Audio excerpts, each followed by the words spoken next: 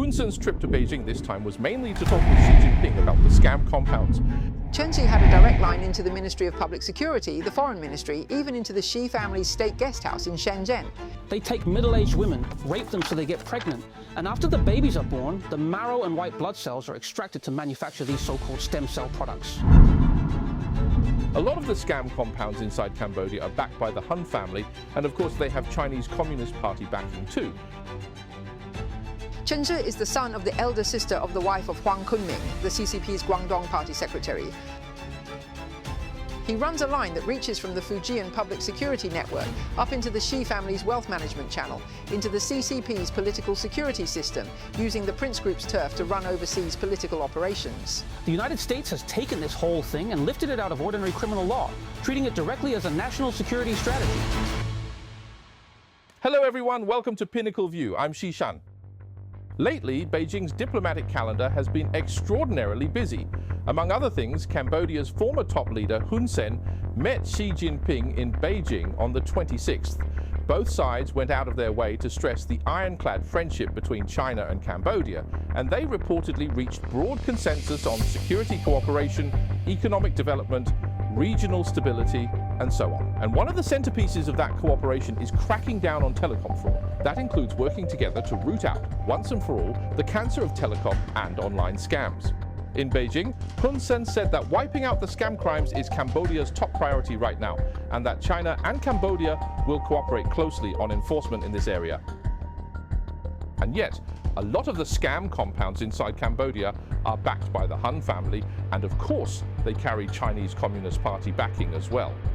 In the actual technical operation of it, the shadow of the Ministry of Public Security is faintly visible. So now the two sides have staged this performance you could call the thief crying stop thief. What's really going on behind it? What's the trick here? Our guests today are veteran media figure Ms. Guo and independent producer Mr. Li Jun. All right, before we go on, we can't skip our advertisement. It's Puritang's Korean Xuanbao Black Ginseng. This black ginseng is steamed by the traditional method, so the molecules are refined and the absorption rate is far higher than red ginseng or white ginseng. It's also gentle in nature and doesn't easily cause inflammation. Right now, if you buy $500 of Puritang products, you get a free root of Xuanbao Black Ginseng made by the 9-steam, 9-dry method. When you check out, remember to enter the PinnacleView promo code JYLT and you get free worldwide shipping. A lot of friends, once they reach a certain age, run into all kinds of problems, including sleep and so on, and taking black ginseng really does have a clear effect. Personally, the one I recommend is the 15-root set of raw black ginseng, $600 a box. Since they throw in one extra root, that's 16 roots for $600, which I think is a real bargain. And that oral liquid version is a very good product too. I've tried it myself, personally put it to the test. We've tried it too, haven't we? I can see you're in good spirits these days. My complexion is a lot better now. Yes, exactly. The key, actually, is that after fermentation, the molecules are refined into natural refined molecules. I had it tested in Korea too. After fermentation, if you drop it into a liquid, the water and the oil fuse together instantly. If you don't add that fermented product and just drip the oil straight in, the water and oil stay separate. So the point is, once the ginseng is fermented, the molecules refine and it absorbs very easily. Oh, I had no idea. The key is the absorption. I had no idea Ms. Guo was an expert on this too. Next time, let's get Li Jun in and the three of us can talk about Chinese medicine. I think you both really know your stuff on this. Of course, today the main thing was this advertisement, and we do thank everyone. Let's return to our topic. Let's set the ginseng aside and talk first about this Hun Sen business. So Hun Sen's trip to Beijing, Ms. Guo, was mainly to talk with Xi Jinping about the scam compounds. It's very strange because in the official statements from both sides, they actually spelled it out. I noticed the foreign ministry didn't seem to post it, but some of the embassies did put it out, right? Of course, everyone knows the scam compounds in Cambodia have existed for years, so why now? Why, in this particular window, is he suddenly in a hurry to start cracking down, and why do the two countries' leaders have to team up to do it? What happened during this window? Well, a lot of things happened in this window, and it's a very embarrassing matter for the Chinese Communist Party. So they're keeping it fairly low-key. On October 14, 2025, the US Treasury, the Justice Department and the British government all moved at once. It was the largest coordinated sanctions action the US has ever taken against Southeast Asia. So that was last October? Yes, they were targeting this scam business specifically. Take Chen Ji, the founder of the Prince Group. Cambodians call him the Duke because Hun Sen conferred that title on him. This guy is a Fujian native, born in '87. As a teenager, he couldn't hack school, a little punk, a small-time hood. Really just an arcade game punk, a small-time hood. He greased his way through the Southeast Asian political scene and served as Hun Sen's personal advisor. Even the planes, he was the one chartering them. When the US Justice Department moved, it went straight after the 127,000 plus Bitcoin in Chen Ji's name, worth about $15 billion at the time. It's the largest asset the DOJ has ever seized as a penalty in its history. Britain moved in step, freezing 19 properties Chen Ji held in London, plus an office in the city centre worth nearly £100 million, and a mansion in North London worth £12 million. So where did all that money come from? It came from pig butchering scams. Pig butchering is basically cyber fraud. The US court documents lay it out in fine detail. In Cambodia alone, the Prince Group was running at least 10 of these fraud compounds, scam parks. While the Treasury was investigating Chen Ji, it also turned its aim onto a company called Huyone. Huyone? Right, that's the money laundering hub behind the Prince Group. The Treasury spelled it out clearly. From August 2021 to January 2025, through Huyone's system alone, at least $4 billion in dirty money was laundered. Inside that were funds stolen by North Korean hackers and money scammed from Americans through pig butchering. The US then invoked the Patriot Act, Section 311, and cut Huyone out of the entire US dollar clearing system. So you're saying Huyone is a dedicated laundering operation. If they laundered 4 billion over 4 years, that's more than $1 billion a year. The one that really makes this whole global laundering system run, that keeps it turning, is Huyone. And Huyone isn't a Prince Group subsidiary. It's independent, a laundering partner of the Prince Group, and it's a payment system. An online payment system. Right, it's the electronic payment platform with the most users in Cambodia. At its peak, what kind of scale are we talking about?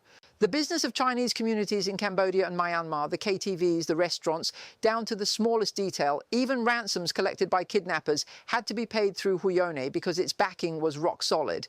It's like using Alipay back in China, where the backing behind it is the People's Bank. So you were saying Hun Sen's nephew, and his son, the ones holding shares, that's in Huyone, right? 30%. No, the Prince Group is run by Chinese, by that crowd from the Fujian Public Security Bureau. So its real business is laundering money for scam networks like the Prince Group.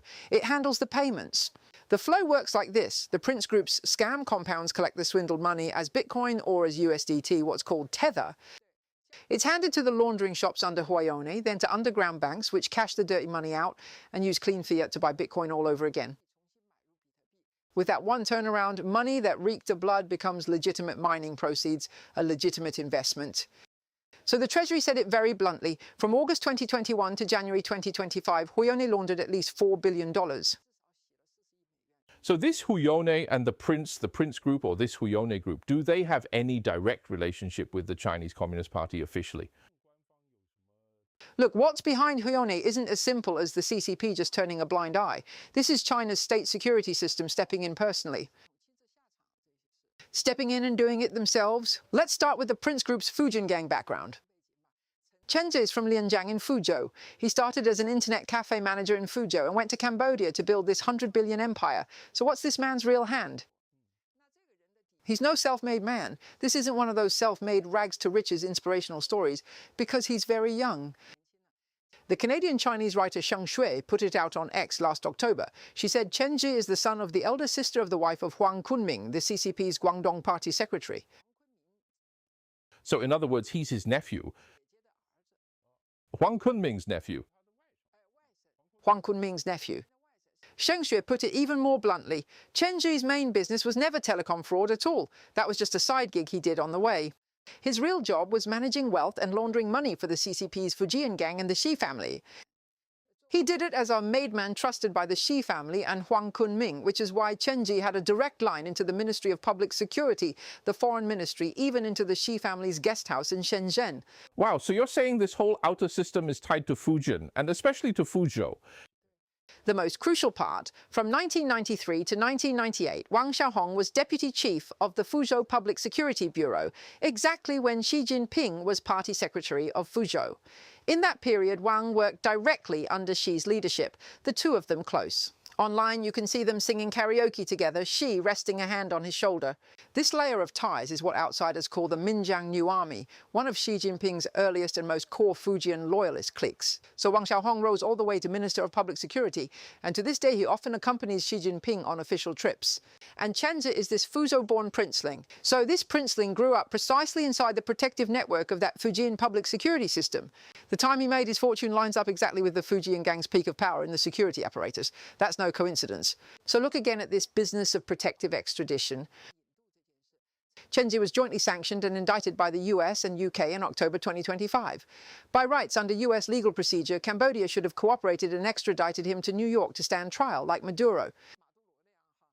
Instead, in January 2026, Cambodia sent him back to China rather than handing him to the United States. This really is, it's quite complicated, but it finally makes sense. But these people, you know, they've also scammed a lot of money out of Chinese citizens. Especially with cyber fraud, there are a lot of Chinese victims too. Li Jun, you know, look at these so-called scam compounds Chinese have set up in Cambodia. Beyond the fraud, there's all this talk of human trafficking and organ trafficking, and a lot of Chinese have been scammed too, haven't they? Well, the organ trafficking and human trafficking problems really do exist. And they may be even darker than we usually imagine. A lot of the people inside were lured there exactly this way. And once he gets to the compound, what does he do? Passport taken away, phone monitored, and every day you're ordered to hit a fraud quota. If you don't hit it, then it's beatings. Savage beatings, electric shocks, shackles on your legs, and they lock you in a dark cell. And the UN and human rights groups have reports pointing out that these compounds have systematic human trafficking and forced labor. The victims didn't come willingly, they're treated as tools, locked up here to work. And in the more serious cases, multiple escapees have testified publicly that the compounds involve organ-related crimes. For instance, in Cambodia, there was this Liu Ren, the former head of some Anhui Chamber of Commerce. He got investigated precisely because he was involved in scam compound human trafficking. And his people, his crew, are tied to the Prince Group. Right. The compounds under him, they say, weren't just about fraud. Anyone who couldn't hit the targets or who resisted would be sold off or simply disposed of. The escapee's testimony says the same thing over and over. And what does it say? Inside the compound, there's a dedicated medical point, and the injured, or those who've been used up, get sent there. Used up? Meaning this person is of no more use now. And after that, there's no news of them again. So where did these people go? Well, you can imagine. And what's most shocking of all? It's the revelations from these so-called life sciences parks. A doctor who escaped to Germany disclosed publicly what goes on inside one of these life sciences parks in Cambodia. What is it? They take these middle-aged women, rape them so they get pregnant, and after the babies are born, they extract the marrow and white blood cells to manufacture these so-called stem cell products, which are then sold to anti-aging and regenerative medicine outfits back in China. This later got exposed. Back home, weren't there people who suddenly turned very young? Most people only then realized that's how it was done. The park quickly changed its name, but the facilities are still there, and there's a same-named research institute inside China. That name got exposed too, and the moment it did, they hurried to rename it again. They're all one and the same anyway. So that famous Xiangya in Hunan from a year or two back. Right, it's connected to them. So these accusations sound absolutely terrifying. But it's not a single isolated account, because several overseas outlets and escape victims have all mentioned it. Inside the compounds, besides fraud, there's sexual exploitation, organ trafficking, trade in human tissue. Victims with poor fraud numbers or whose bodies have been drained may face an even crueler fate. Anyway, during the Thailand-Cambodia border clashes, like I said, that footage just now was of a compound being blown open, and wow. The people inside came rushing out, all pouring out together. In that footage, you really can see medical equipment and some victim testimony, all of it further confirming these problems. In a place like Cambodia, there's absolutely no way just 20 or 30 random people could be running something like this, right? It all rests on a deep web of connections and interests. So the Prince Group, as we said, Chen Zhi got sanctioned by the US, and in the end, Cambodia handed him over to China. Members of Hun Sen's family sit on Huiyoni's board of directors. The backdrop of these compounds runs very deep. So do you think this time Hun Sen went to Beijing because the US pressure had reached the point where the Hun family was truly up against the wall, couldn't take it, and rushed to Beijing? Do you think that's the reason? I think the Hun family rushing to Beijing this urgently is directly connected to the pressure the US has been applying lately. First, look at what the US has done on the scam compounds. The US has taken this out of ordinary criminal law. Trump lifted it directly into a national security strategy. Meaning this whole thing is no longer on the same level. This now touches my nation's security. On March 6, 2026, Trump signed and rolled out Executive Order 14390. It's a bit long, but it explicitly requires the federal government to treat cracking down on cyber fraud and scam compounds aimed at Americans as national policy. The order calls for setting up a national coordination center and within 120 days, submitting a concrete plan to dismantle these transnational criminal organizations, and it also set up a victim compensation program. Most important is the diplomatic pressure clause. Against foreign governments that tolerate the scams, it can impose sanctions, trade penalties, and other measures. Right after that, the FBI immediately launched this so-called Operation Fellowship. Right, across all 56 US field offices and personnel stationed worldwide, moving at once, hitting the criminal players, the digital infrastructure, the communication platforms, and the funding, a full-spectrum crackdown. By June 23rd, the US Justice Department had seized Hayoni Group's cloud infrastructure and taken it down. Then the Treasury, the same day, expanded sanctions, adding 9 senior executives and 26 entities of the Prince Group. In just a few days, US Justice, Treasury, and Intelligence, all 3 systems, moved almost in lockstep. And against that backdrop, Hun Sen hurried off, flying to Beijing on June 23rd. Because if they kept digging, they'd already reached his own group. He couldn't hold the line. And what's the even more important point? This time, the US isn't just hitting the scam compounds themselves. It's already aimed at the higher level network they know is behind them. On June 16th, the US Senate passed Senate Resolution 444 by unanimous consent. And what does it publicly condemn? It publicly condemns Chinese leader Xi Jinping for deceiving the world, wrecking the prospects for peace and security, and orchestrating crimes against humanity. That's a huge charge. Now, this resolution has no legal binding force, but the Senate passing a resolution like this amounts to formally designating Xi Jinping and the CCP as an enemy of the United States.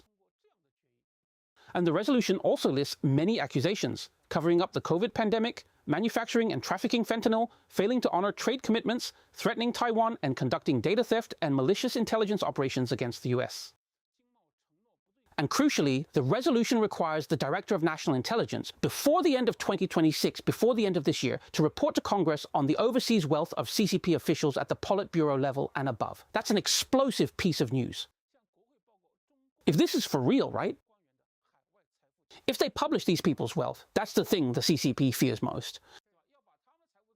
Once that requirement is carried out, this is no longer some simple war of words. It's putting the CCP leadership's overseas assets and sources of funds in front of the whole world. And if the scam compound funds have any link to those assets, the consequences are unthinkable. That's what Hun Sen may truly be afraid of. But honestly, a lot of dictators are very afraid of Trump because he doesn't play by the usual rules, a special operation to snatch someone overnight, right? That or a decapitation strike, this kind of sweeping financial sanction, all those options are in his hands, and it's not empty talk. As the representative of Cambodia's actual ruling family, Hun Sen had to rush to Beijing to negotiate before this thing fully came to a head, trying to minimize the losses and at the same time buy some protection from Beijing in the follow-up investigations. So Hun Sen's trip to Beijing, on the surface it's about China-Cambodia friendship and fighting the scams, but really he went to ask for help, I think. He needs Beijing's help, whether it's severing ties, cooling things down, or providing protection. Otherwise, the US's next wealth report and sanctions could strike straight at the core of the Hun family. That's a real possibility. So now the US really has, over this issue, basically turned hostile. In the past, we talked about US-China relations souring over trade, over military matters, over geopolitical confrontation, and so on. This time, this turn, it reaches into personal wallets, and that's different. I know that with an authoritarian bloc, an authoritarian government, hitting the state and hitting the individual are 2 completely different things. Hitting the country and hitting an official personally are 2 entirely different things. So this time it's a genuine falling out. So, Ms. Guo, do you think the degree of this falling out is tied to Cambodia's scam compounds? Yes, a lot of people, because what's happening now really is a major event. A lot of people haven't grasped how important it is. Some people say, oh, fraud, we have fraud every day. Mainland China has fraud too. So why is this round of fraud being blown up into such a huge affair by the US? The truth is they don't understand America's national policy or America's national character. This is a nuclear-grade action. The Cambodia scam compounds are now a matter of US national policy. Right, the compounds are precisely one of the most core flashpoints in the complete falling out of US-China relations. Let's add up the timeline and you'll see just how frightening this coincidence is. Look, everything happened just last week. Monday, June 23rd, the US Justice Department seized. On Monday, it seized Huione Group's cloud infrastructure. The Treasury the same day announced expanded sanctions and shut down a shell called HPay that Huione used to rebrand itself. And it added sanctions on 9 people and 26 entities of the Prince Group, all on Monday.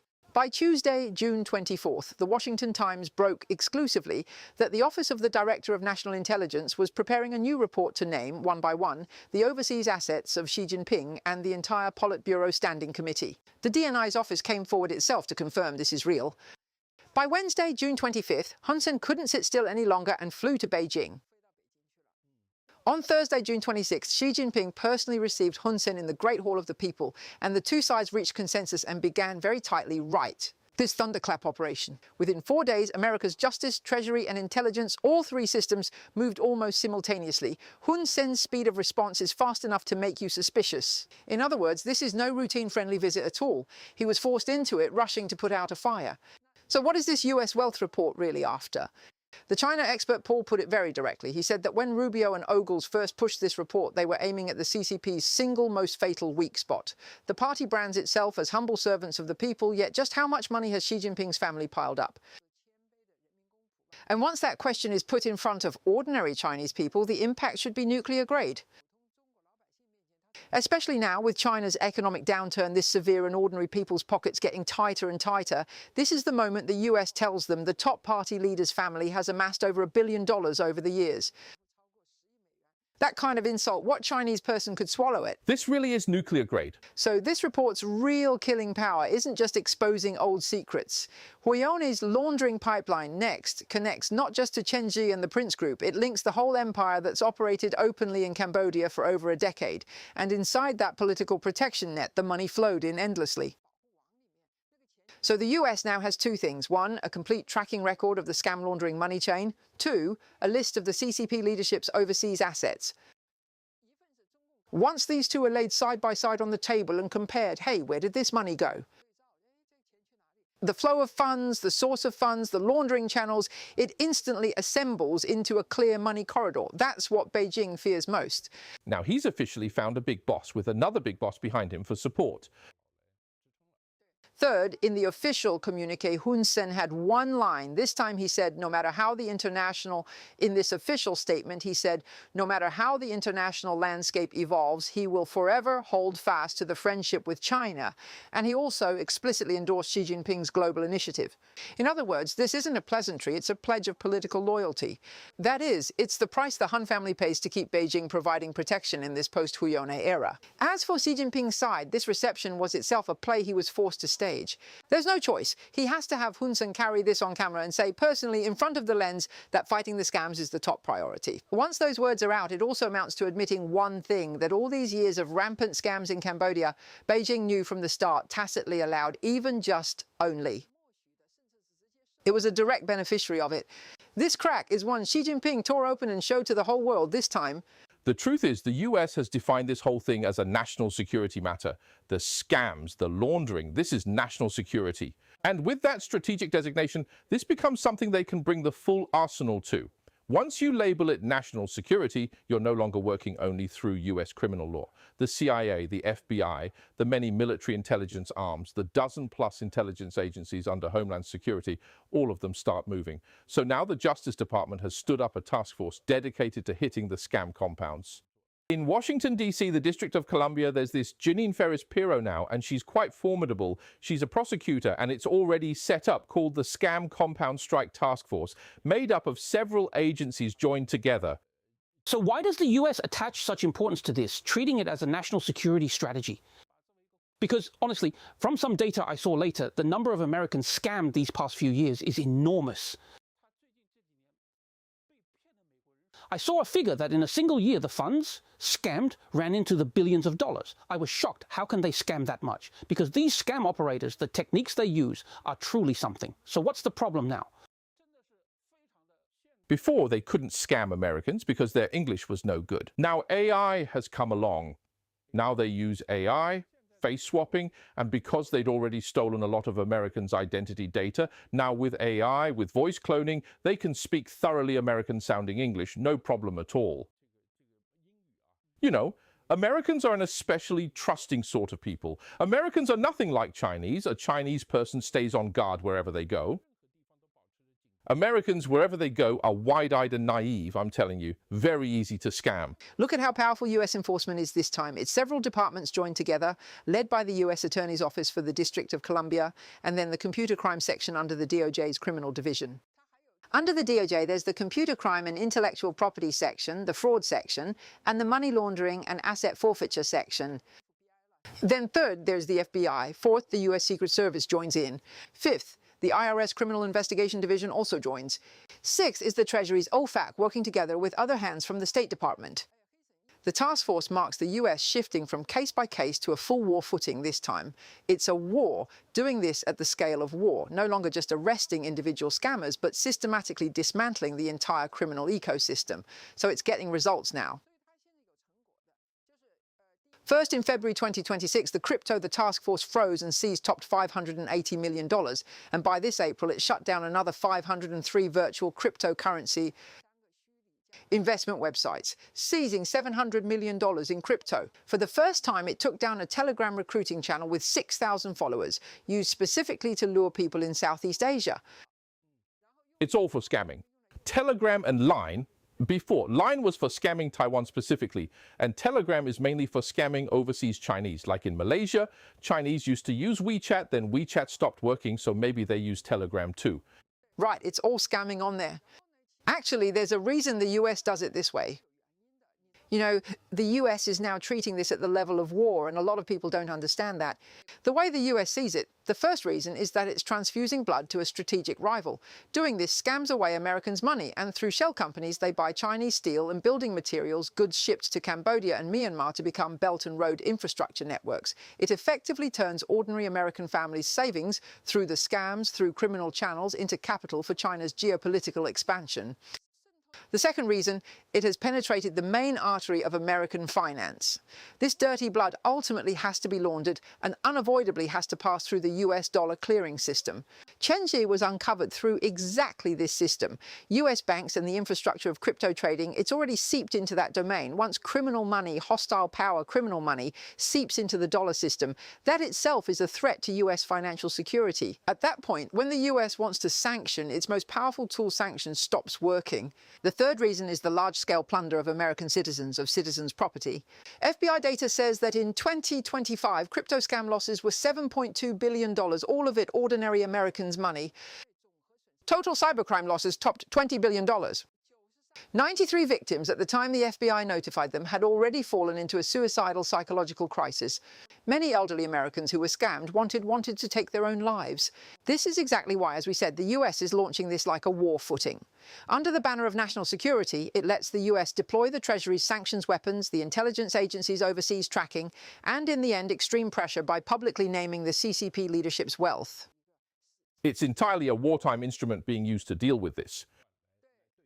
So the Cambodia scam compounds are now no longer some simple so-called transnational criminal case. They've become one of the darkest facets of how the CCP's power operates. What the US is tracking now isn't a few scammers, but who's behind them, providing the technology, the financial channels, the political protection. So Hun Sen's trip to Beijing, loudly talking cooperation and anti-fraud with Xi Jinping, shows that this war, the war inside all this, has already reached the core of power, on the verge of all-out war. So I think the real US-China showdown is now in another arena, and it's only just beginning. Everyone should be careful. All right, we'll wrap up here today. Many thanks to our guests, and thank you all for watching. See you next time. Goodbye.